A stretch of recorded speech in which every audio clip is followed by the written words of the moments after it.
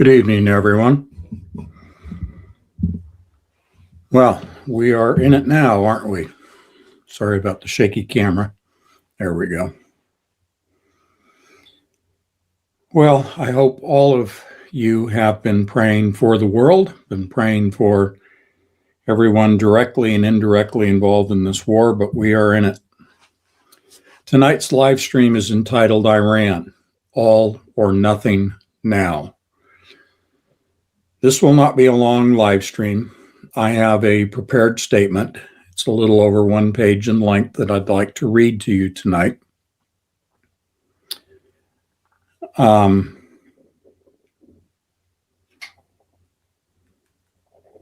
me just start this way. A couple of footnotes right at the beginning.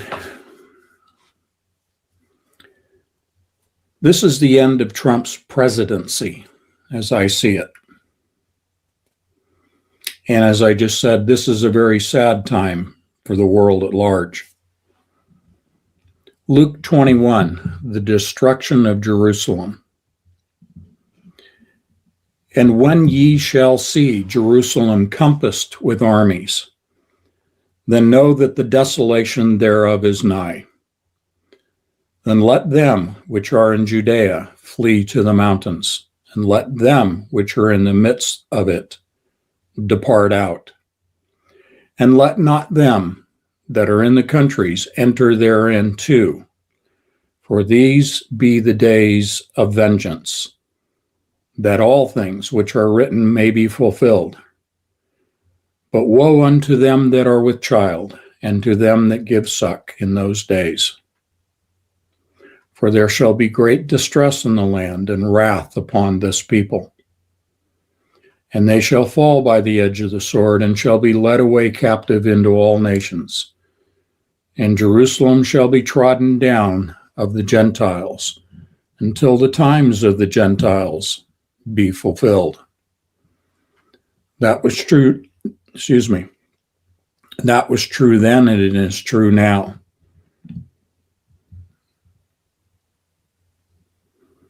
I'm going to go ahead and read my prepared statement here.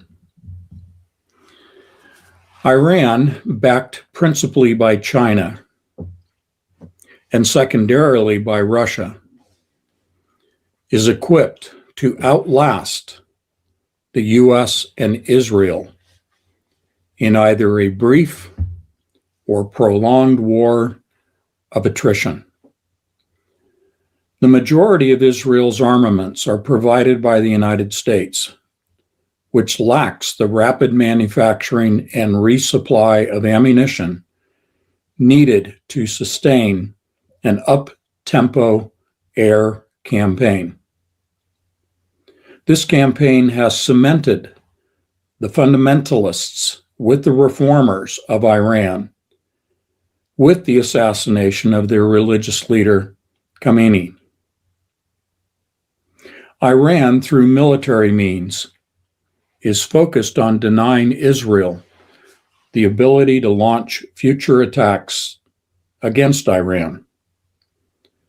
This is to be accomplished by first targeting military and civilian infrastructure, such as electrical power generation and the 10 water desalination plants, as well as port facilities such as Haifa.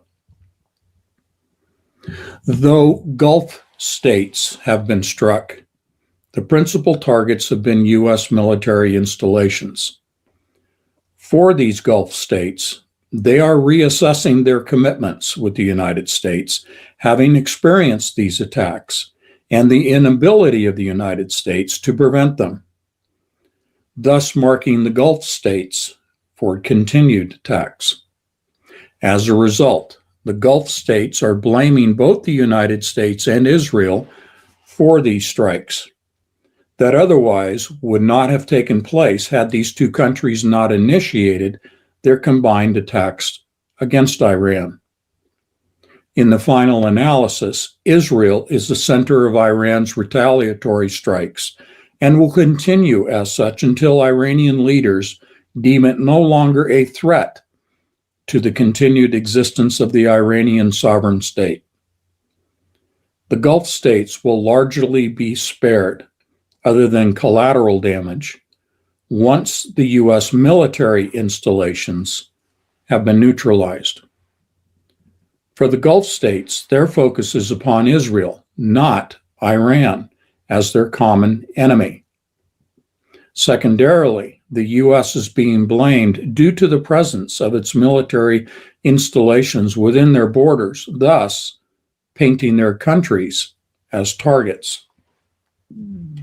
The present conflict will be short-lived due to the lack of sufficient ammunition on the part of the United States and its abilities or inabilities to supply both its forces and those of Israel.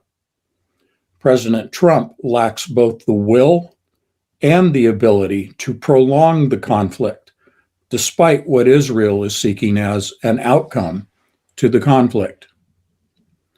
Together with China and Russia and Iran, in short order, will prevail. The U.S. will withdraw its support of Israel, leaving it compassed by its enemies, which now include each of the Gulf states affected by this conflict, initiated by Israel itself. The Gulf states will accelerate their efforts towards membership in BRICS.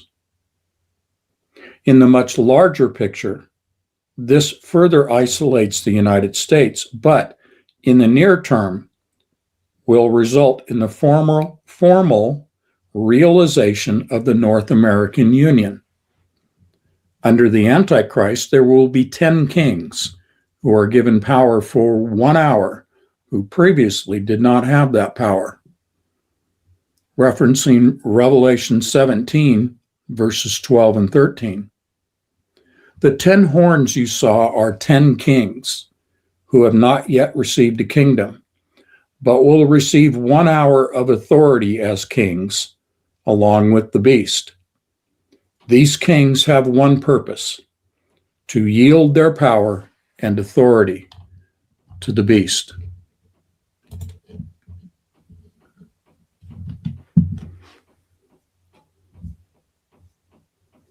A couple of things to kind of emphasize here.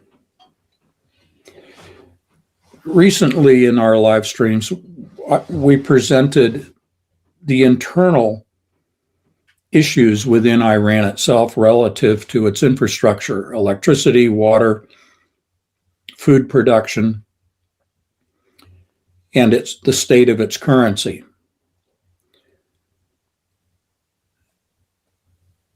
Those issues have not gone away, obviously. They will persist. But those are what I view as back-end issues. The front end, of course, is the military conflict. To give you a sense of how Iran is projecting power at this point, now that we're nearing the end of the second day of this war, they are conducting themselves in terms of their air campaign, their missile campaign, in waves. As we saw back in June with the 12-day war and previous to that, the older, slower, less highly technologically evolved drones and missiles form the first wave, followed by more sophisticated, hypersonic. That will play out as it is now. We have seen the first wave of the less sophisticated being utilized by Iran. They're holding for the second wave more sophisticated, and then perhaps a third wave, if necessary, of what I will just summarize as saying the hypersonics.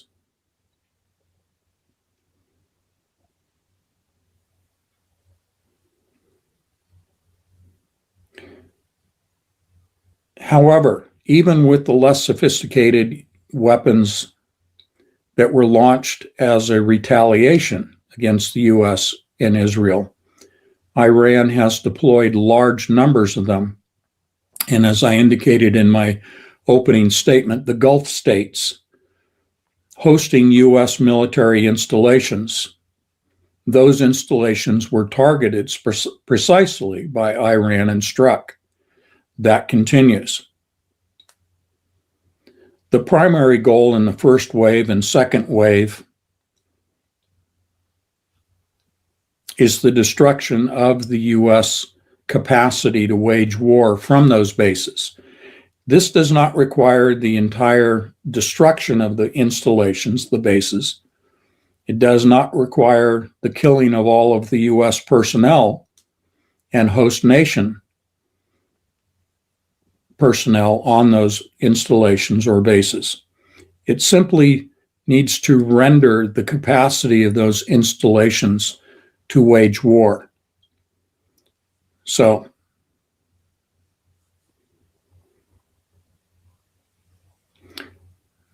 the title of tonight's live stream is Iran, All or Nothing Now. The first wave represents that all or nothing. This is not, as we have seen in the past, small impacts, small numbers of slow-moving drones and old missile systems that can be easily intercepted by things like the Patriot missile system and THAAD. Rather, what we're seeing is a large quantity in the first wave being launched at obviously pre-selected targets, including the Gulf states. What I want to emphasize with the Gulf states, as I said in my statement, was this is not so much the Gulf states now saying they are targeting Iran. Their military capacity to wage war, even in a combined fashion against Iran, is much ado about nothing. And they understand that. Even with a coalition of forces. Number one, Iran is already retaliating. So to try and think of the time and logistics involved in gathering a coalition force in response, there's not sufficient time. Should there be a military movement on the part of the Gulf states, they would be eliminated immediately because they've been pre-targeted along with the bases as host nations that they host. The bigger picture, pulling back as we're going to do here for a few minutes, is really what is more important. Yes, it's terrible to see people being killed, being injured, being maimed for life, and the destruction of property and useless waste of resources. But as we begin this pulling back, we do so with the understanding that Iran has been preemptively struck and thus is retaliating. The Gulf states have been targeted, but they are turning their attention not to Iran, even though this may sound counterintuitive. They are turning their attention to the causal factor, as I like to say, the etiology, the source of this necessity on the part of Iran to retaliate. Their focus is upon Israel. When we say Israel, of course, we are including the United States. But in terms of geographically targeting, it's Israel. Now, can the U.S. homeland, can our domestic territory be struck by Iran? Well, that's debatable, and that's not the purpose of tonight's discussion. The U.S. will withdraw. This is an air campaign.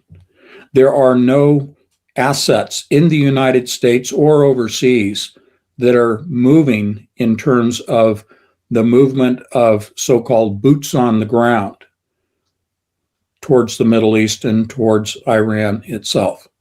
There's no indication that there has been any planning or intent to put U.S.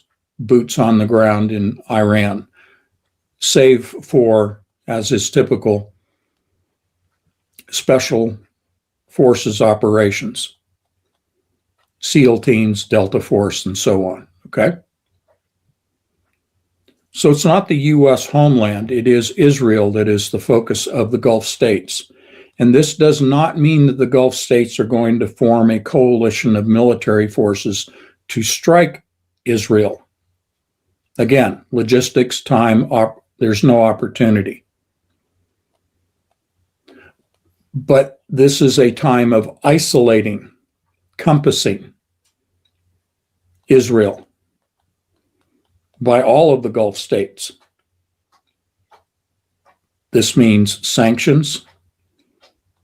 Doesn't really mean tariffs. I mean, there isn't much being produced and exported out of Israel now with the war going on. So it's really a matter of sanctions, cutting off supplies of oil, natural gas, cutting off water.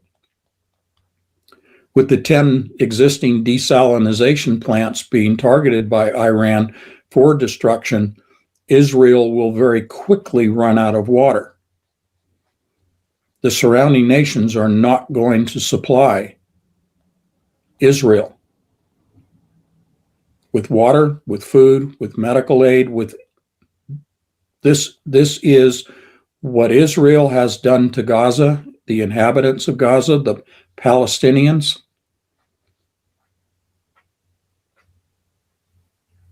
Is going to come around to bite Israel. They are going to be completely isolated. They do not need to be attacked by the Gulf states, even if they had the capability of so doing.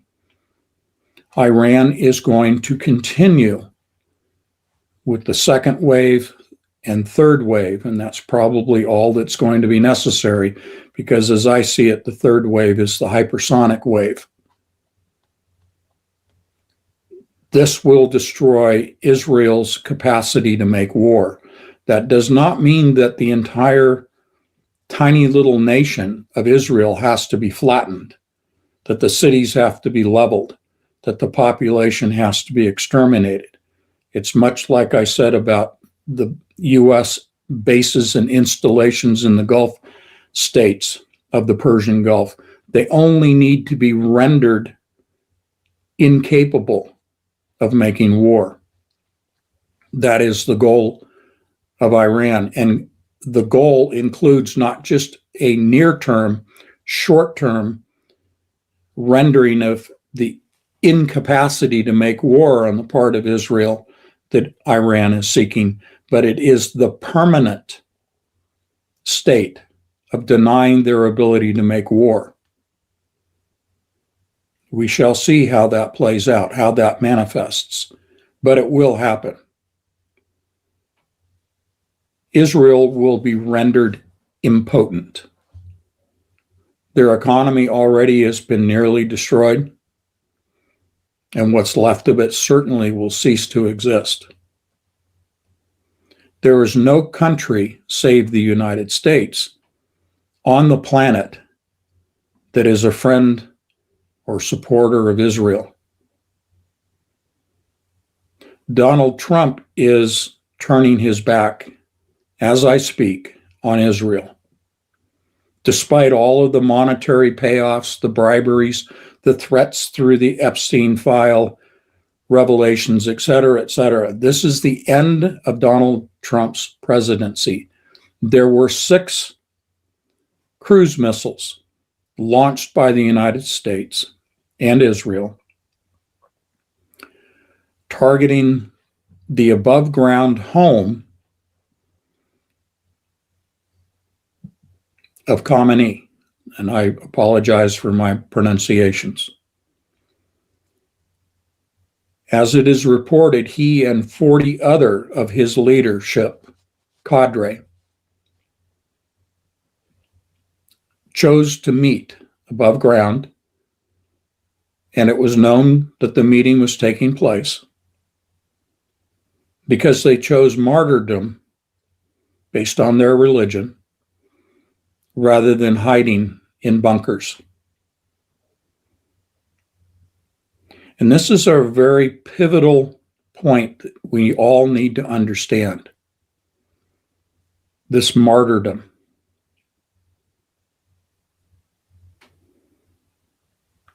within Iran, including what I've said about the weakness of their infrastructure, which will be a follow-on issue once the hostilities cease.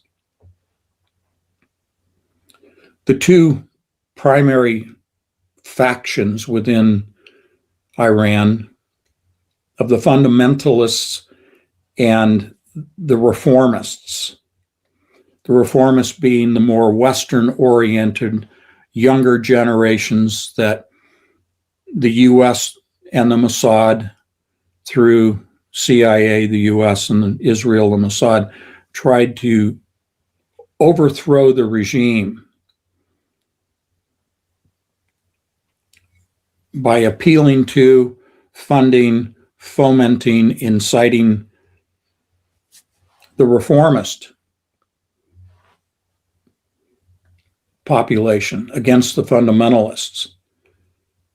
The regime, the whole thing that the president has been saying and others, that there needs to be regime change in Iran,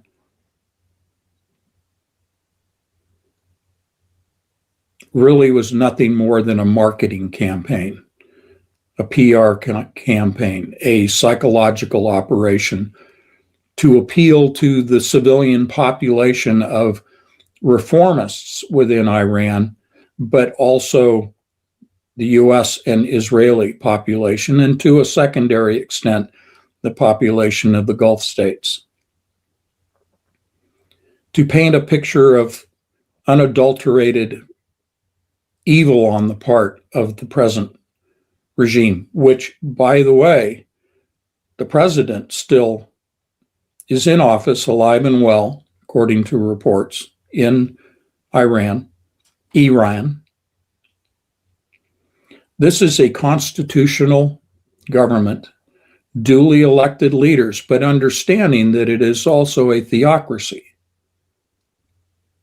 When you remove the leader of the theocracy, the religious leader, who is superior to the president, who, under the Constitution, a democratic constitution, a democracy in which the secular government is duly elected by the people in free elections, the religious leader is now a martyr. Thus, now you see the reformists and the fundamentalists joining forces. There is no regime change. And this is the principal thing that either was purposefully ignored and disavowed on the part of the U.S., to a lesser extent, I say that about Israel. I think Israel knew full well that this would result in martyrdom. However, they chose not to educate the U.S. military and political leadership of the consequences of a martyrdom. This has now solidified the population with one goal, one target. And the Gulf states are joining in on this because of the martyrdom, in addition to what I said earlier about the Gulf states being targeted because they were hosting U.S. forces in their nations. The Gulf states and the people of Iran and their leadership are now focused on Israel. I do not think Donald Trump wants a long, protracted war. That's not his personality. That's not his track record.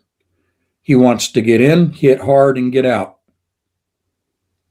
But let me share with you from a military strategic viewpoint about the United States' capacity to make war.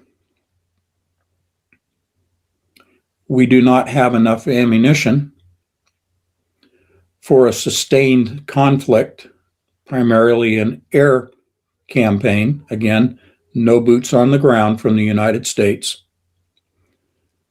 We have, at the present tempo of warfare, about 2 weeks worth of ammunition.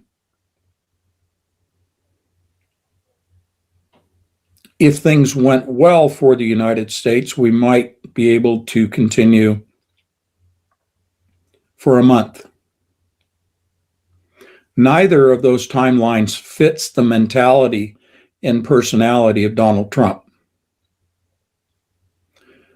Because of this, and this desire on his part for a very quick turnaround,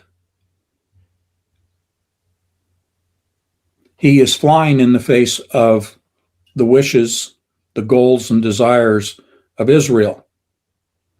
Israel wants regime change. They want to take apart Iran. It has been the same goal applied as was applied and is still applied in Ukraine against Russia. It is the same modus operandi.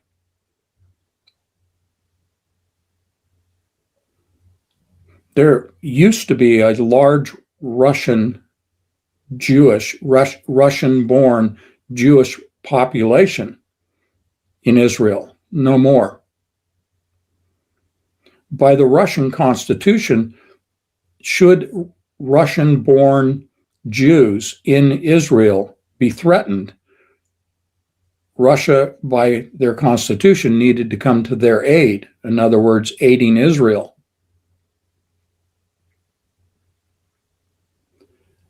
Most of those people, according to reports, long ago abandoned Israel and left. Thus, this takes us, as we're pulling back to the bigger picture, to Russia and China in particular. Israel has not been a friend of Russia. The modus operandi applied through the United States and Western Europe, through Ukraine, against the Russian Federation to break it up and dissolve the Russian Federation, the regime change, was fomented by Israel. The same MO is applied with respect to Iran. It's no different.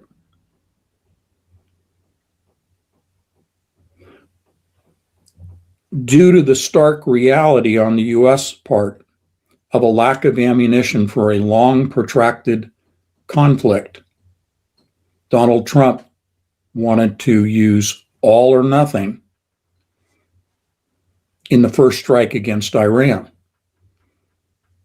Iran, the same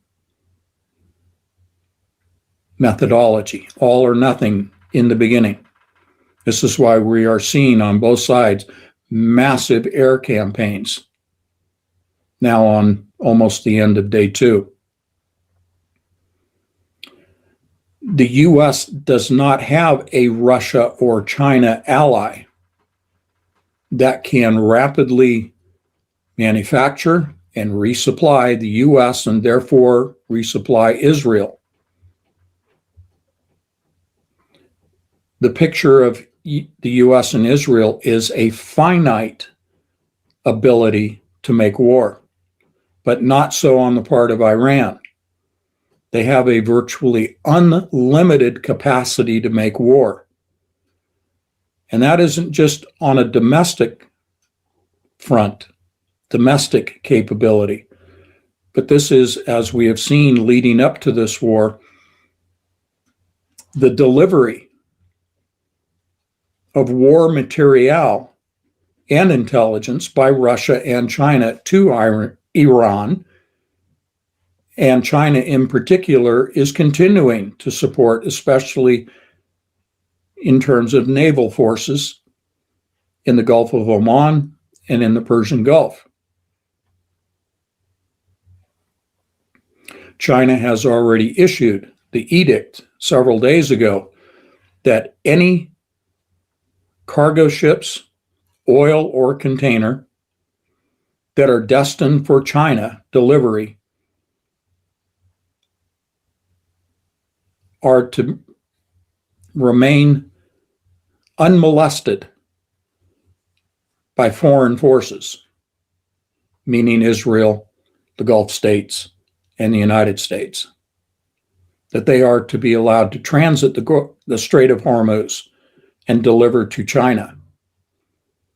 Some 40% of the oil that China consumes, that it imports, comes from the Persian Gulf. Upwards of 30% of that from Iran itself.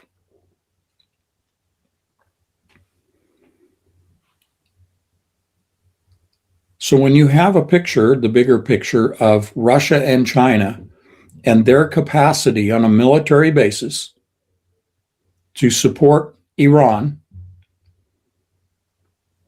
what chance does Israel and the United States combined as one, what chance do they stand to prevail in their modus operandi of breaking up Iran and regime change? With the martyrdom of the Ayatollah Khomeini, there were already successors, a line of successorship for all of those that were martyred in that strike utilizing 6 cruise missiles, which was the first salvo, the first strike, the first shot fired. That does not equate to cutting off the head of the serpent. This does not equate to regime change. It has resulted in the solidification, if I can make up a word, the solidifying of the majority of the Iranian people against Israel and the United States. It's quite the opposite of what was sought. And again, I think Israel understood that that would be the consequence, but they went forward anyway, because the propaganda of regime change that was applied through Ukraine against Russia was the same flag that was being waved against Iran by Israel, and thus it was a flag that was handed to and provided to Donald Trump.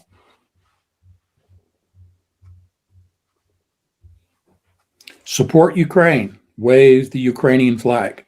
Support Israel, wave the Israeli flag in the United States.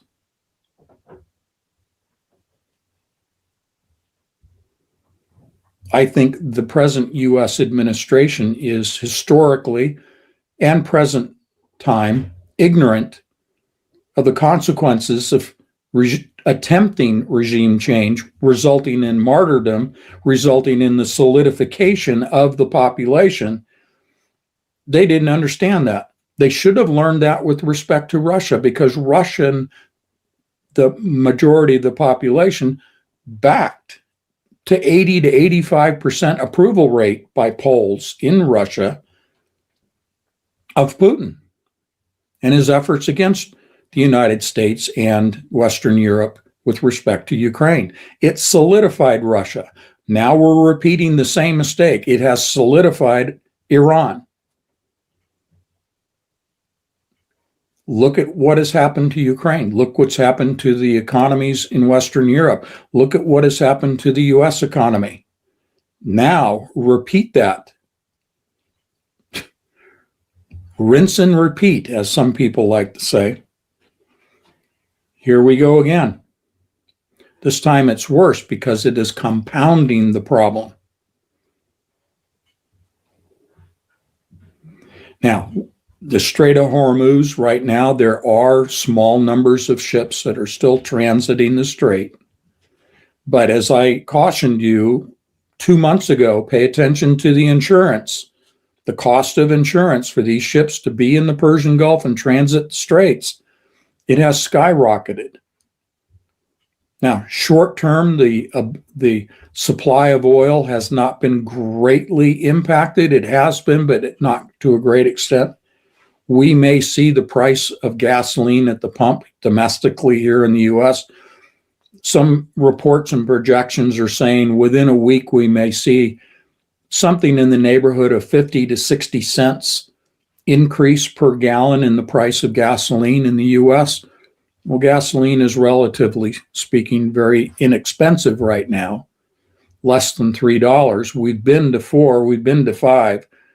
The economy will absorb it, but only short term. Depends on how long the strait is going to be interrupted. If there's a glimmer of positive in what I'm saying tonight, it is the personality of President Trump turning his back on Netanyahu and ceasing hostilities on the part of the U.S. air campaign and ceasing military support of Israel's campaign. Because with that very brief all or nothing approach by the U.S., but very brief in its duration, perhaps it will result in the Strait of Hormuz returning back to normal transit of ships and the supply of oil and other goods.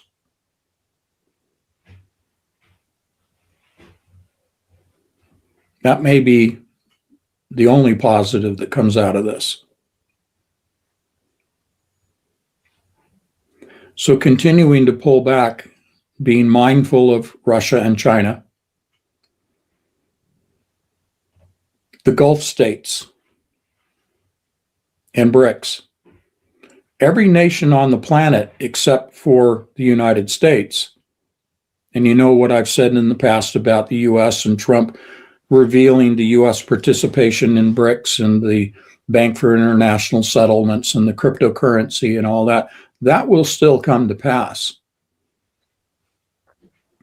But virtually every other country on the planet has openly been seeking full membership in BRICS Plus. Iran is already a founding member, so too China and Russia. But the Gulf states will now take this opportunity to deny, going forward, deny the United States the opportunity to rebuild its installations in their states, their sovereign states. To put it differently, will kick the United States out of these Gulf states that have been struck. That's coming. Because ostensibly the reason for those bases being there in the first place was to provide security to these nations from Iran or any other potentially hostile country. The U.S. has failed and failed dramatically to protect those countries. And because of that, they are going to summarily issue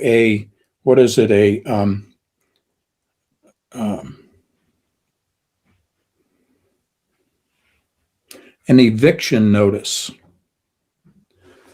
They're going to issue an eviction notice to Donald Trump. You are no longer authorized to inhabit these quarters.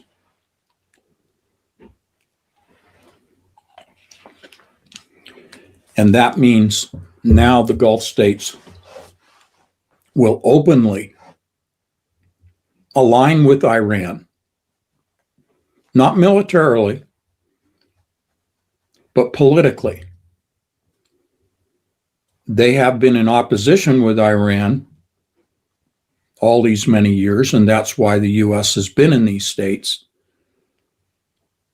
But what is going on right now is proving to the Gulf states that Iran, though they have struck, but precisely have struck within their sovereign territories, but barring collateral damage, their states have not themselves been attacked by Iran. Thus, there is an opportunity for a peaceful relationship to be negotiated between the Gulf states and Iran is more than willing to do that. Again, as a consequence, the country that is directly in the bullseye of the target now is Israel. And this is fulfilling prophecy.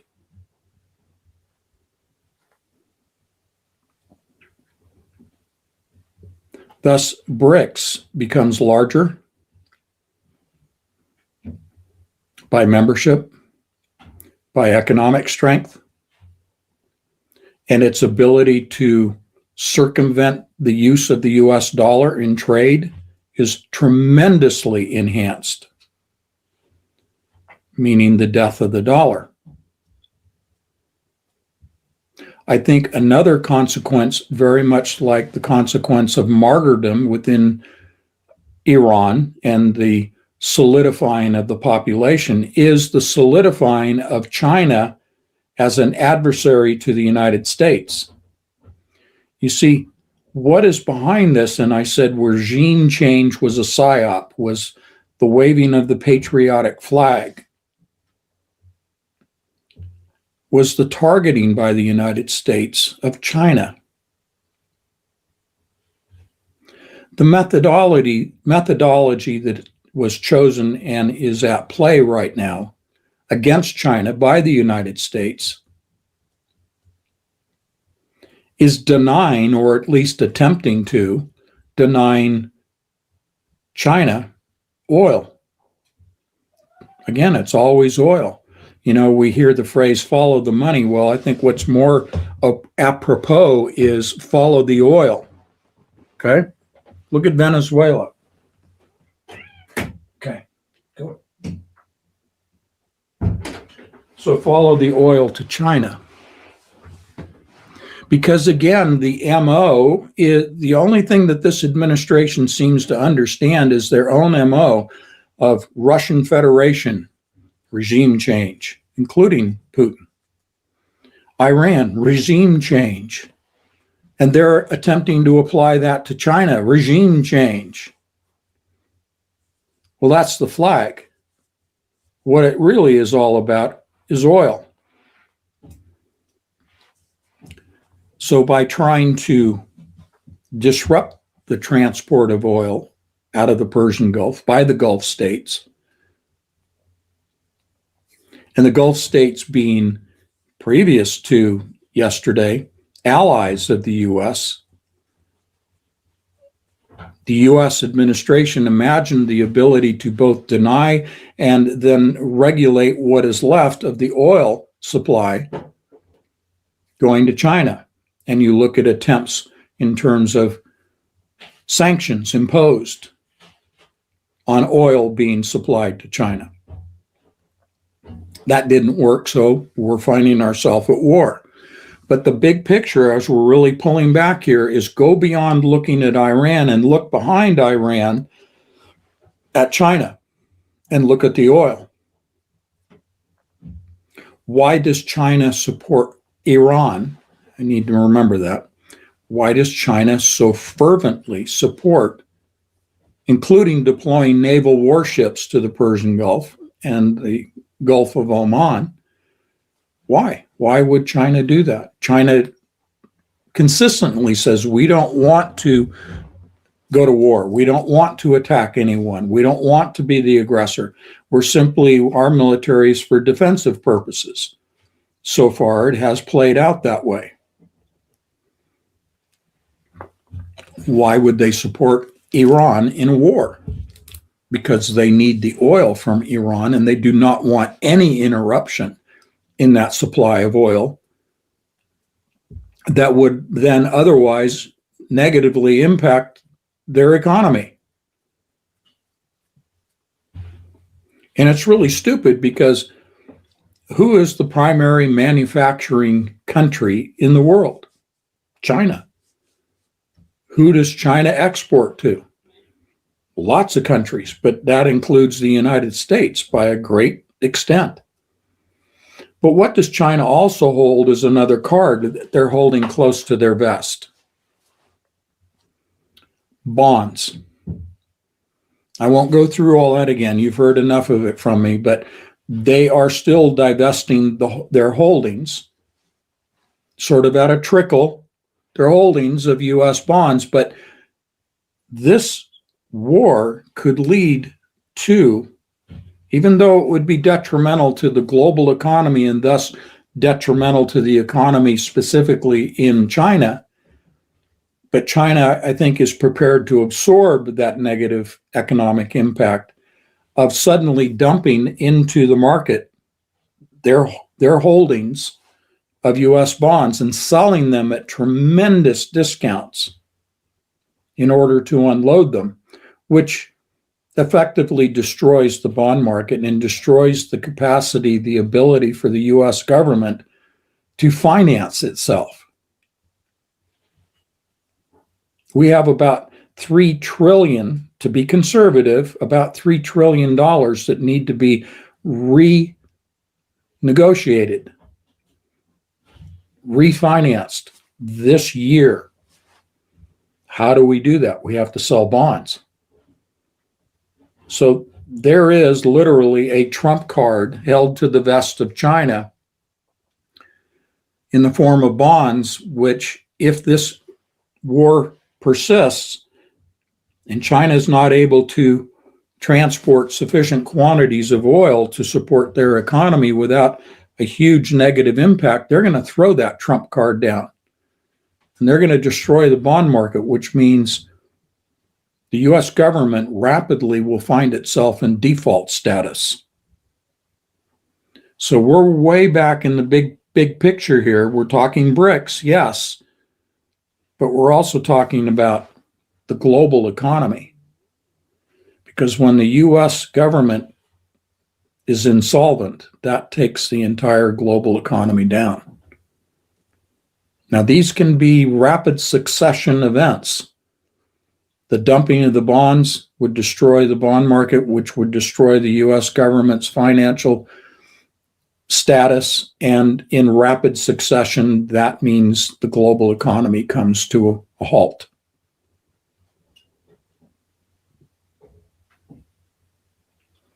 Now, whether that is the big picture intent for this war, to actually now collapse the global economy, remains to be seen. It certainly has the ability to do that. Even if the war were to stop tomorrow, China has gotten the message.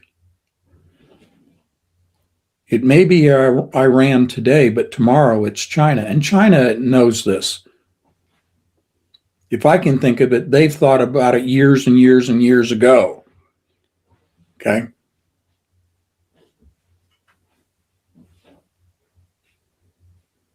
Does it mean that there's going to be a military conflict with China? Well, let's, in this big picture perspective, at this step in the discussion, talk about Taiwan. You see, most of the air campaign resources, let's just call it ammunition, has been drawn down from the Pacific, from our bases and installations, et cetera, in the Pacific region, and sent to the Middle East. Obviously, you can see what I'm talking about already. It leaves Taiwan defenseless. Now, I've shared with you in the past that the Taiwanese people and the government leadership actually want reunification with China, because economically they already do so much business with China that they would rather be on good terms rather than to face a so-called invasion by China. China is positioned now in a perfect position and opportunity to simply offer unification to Taiwan without encircling the island with ships and all of that nonsense, and simply say, look at the situation. The U.S. has no ability to come to your aid. We don't want a war with you. Just reunify with us. Hold an election. Hold a vote, I should say. And vote for reunification. Now, not everybody in Taiwan is going to be in agreement to that, but what can the U.S. do in opposition? Nothing.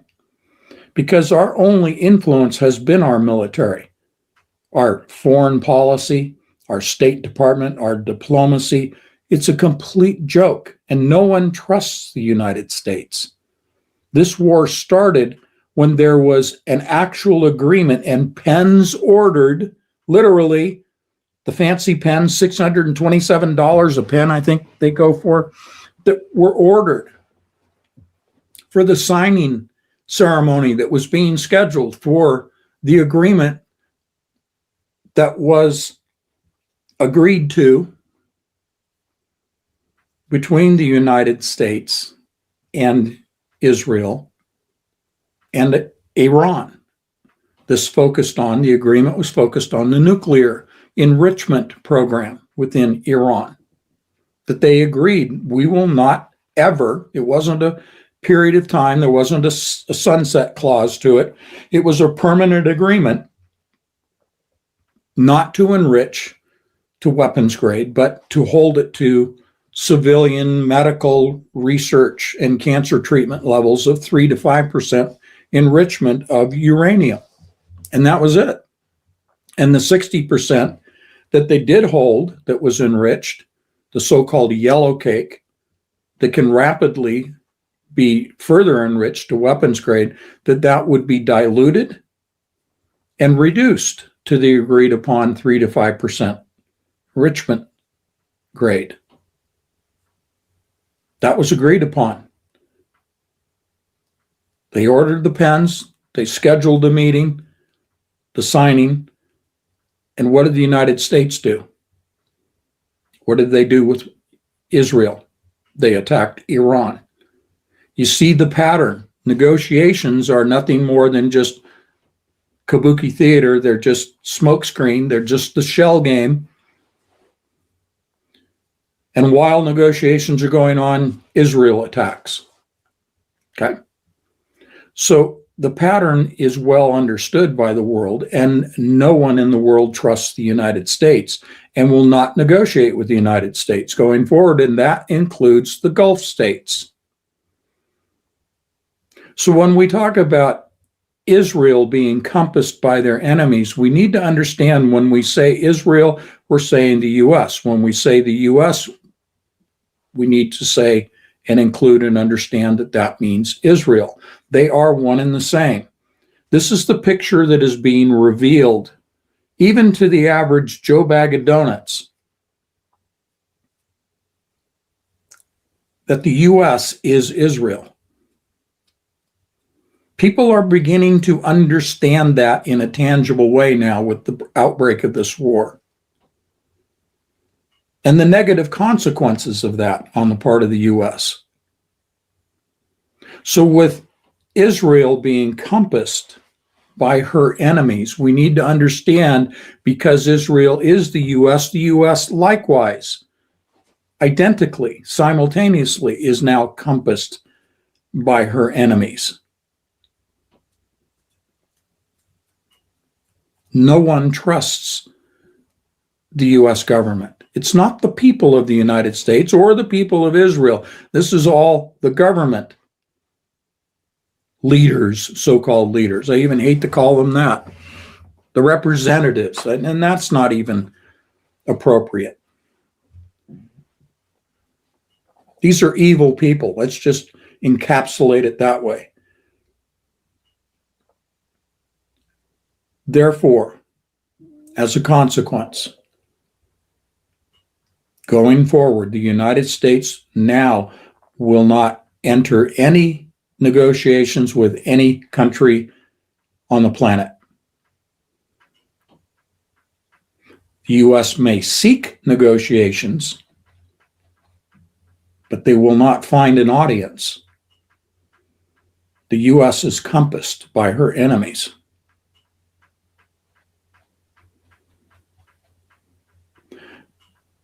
Picture a castle back in the medieval times, surrounded by the water-filled moat. The king has an army and has an inner court of knights to protect the king and the king's family. But it's the moat that we focus on.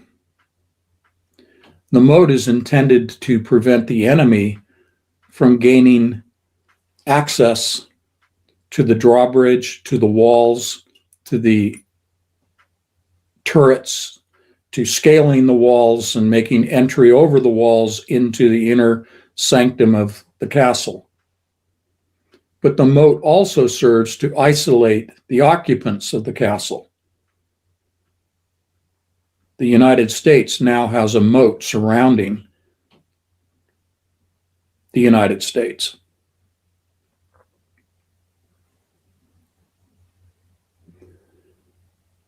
We can't blame Donald Trump for everything, but he is the president.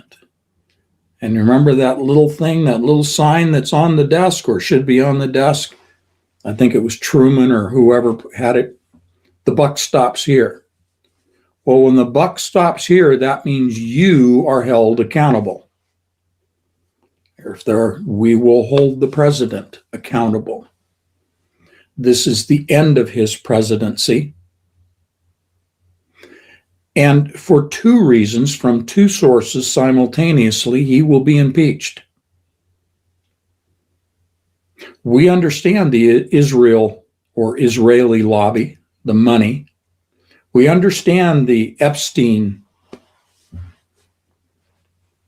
calamity, methodology, tool, weapon. So you have a Congress that has been paid off and compromised by Israel, and then Donald Trump personally, he himself, wanting to turn his back against Israel. Because this is about him. He doesn't care about Netanyahu, just like Netanyahu doesn't care about Trump. This is the nihilistic, hubristic mentality of both men.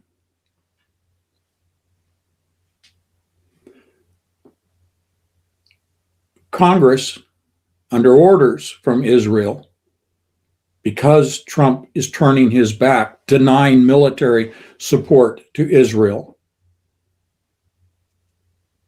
by bringing an early conclusion or even hinting at seeking an early conclusion, which he has said today in his statements.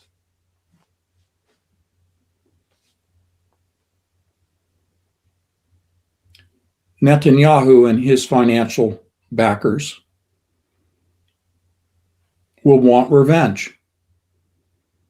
And they will seek that revenge through Congress, because Congress is nothing more than just dictated to puppets. The strings are being pulled. So from that one standpoint, Donald Trump will be impeached. The other is impeachment through the Supreme Court. Interesting. I didn't mention the Department of Justice, did I? That will never happen. Look at what Donald Trump did in the State of the Union address last Tuesday. I forget the exact words, but I'll paraphrase. He was disappointed in the ruling by the Supreme Court. Okay?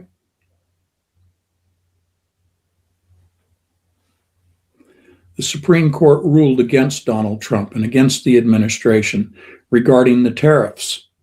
Donald Trump immediately, within 24 hours, imposed first a 10% global tariff on every country. Remember the moat around the castle, but then followed on almost within, 12 hours, raising it to 15% for everybody. The United States is compassed by her enemies.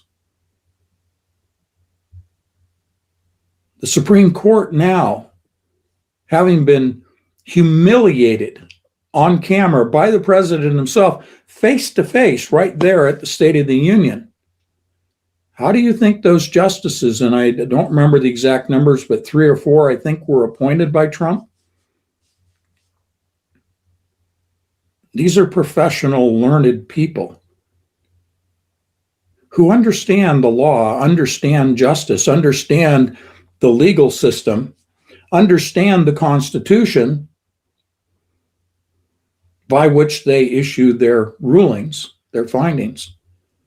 They understand that the president now is a dictator, and therefore, through impeachment, through Congress, the Supreme Court will make it known to the members of Congress that they must institute impeachment proceedings.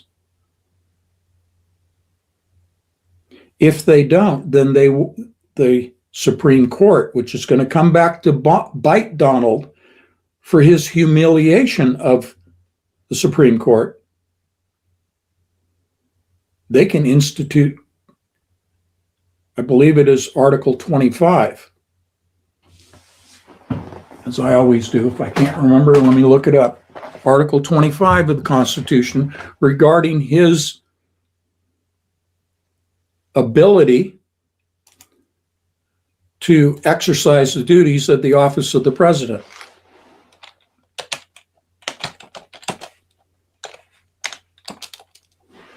Yeah.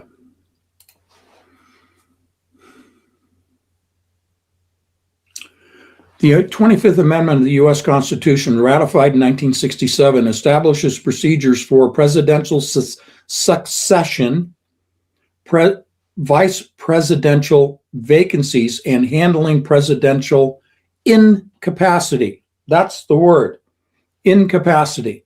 This is where the Supreme Court justices will have their revenge. It ensures continuity of the government if the president dies, resigns, is removed, or is unable to discharge their duties. Okay? There, meaning the president and the vice president. 25th Amendment.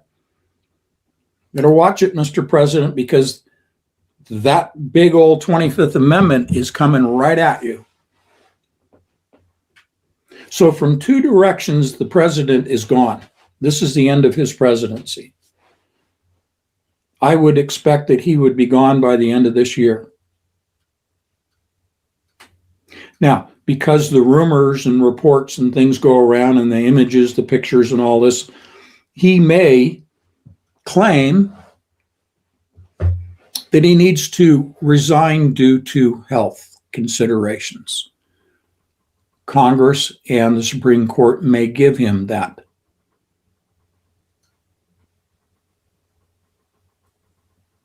Mr. President, you're old. Mr. President, your second term of office has been very strenuous. It's debilitating your physical health. We are concerned about your health. We will bring in J.D. Vance. You can just go ahead and retire at Mar-a-Lago, and we'll get on with business. Thank you, Mr. President. Go away. Okay?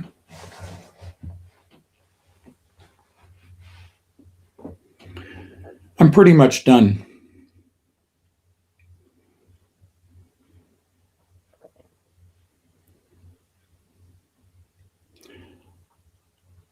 We have the most powerful weapon system on the planet.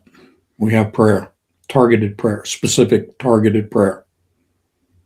Not to cause harm, quite the opposite. So pick your targets. I've laid out several here tonight. Pick your targets. Be specific. In the name of Jesus, exercise. Exercise what you've been given. You're the remnant. You are the children of God. You are the inheritors of the kingdom of God. Exercise your rights. This is part of this focusing on the remnant that Kathleen and I have been talking about for so long.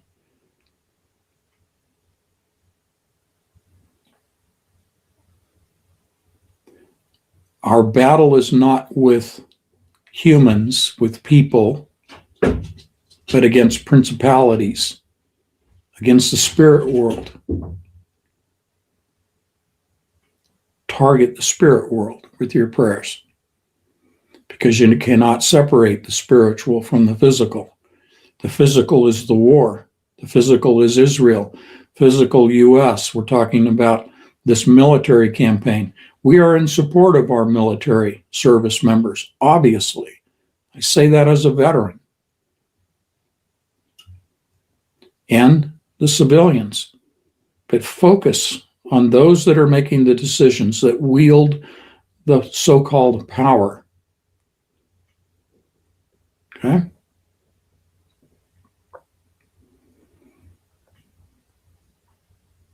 Let's pray for a swift conclusion to the hostilities.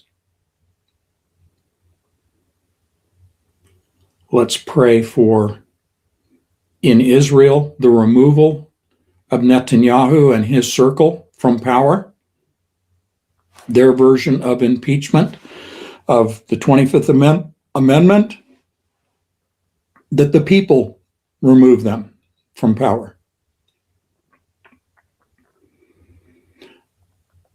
That the Supreme Court dictate to the second branch of our government, dictate to Congress to impeach, to impose the 25th Amendment. That is the fastest. Impeachment, typically, if you're talking about Congress alone, is a year-long process, take over a year. We don't have time for that. This needs to be the imposition, the activation of the 25th Amendment immediately, perhaps even prior to the cessation of hostilities. The 25th Amendment needs to be imposed. And the third branch of office, the Supreme Court, has the ability to influence Congress.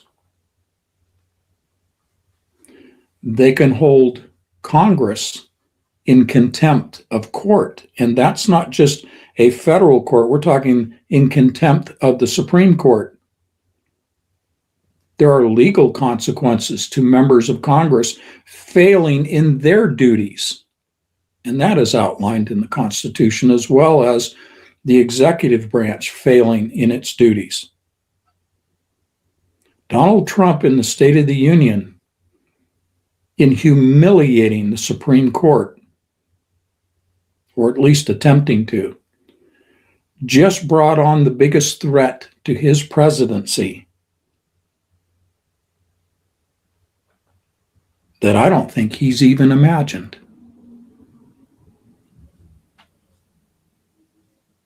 I think that's where it ends. I think the Supreme Court, viewing what has been going on in this war against Iran, is understanding that this is their time as the third branch. And I offer to you the more superior branch, the more powerful branch. And I say that because the Supreme Court represents the Constitution, and the Constitution is this country.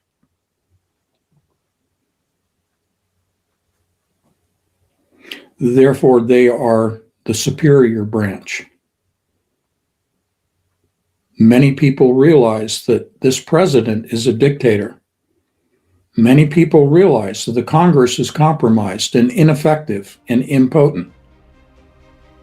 By default, by simple logic,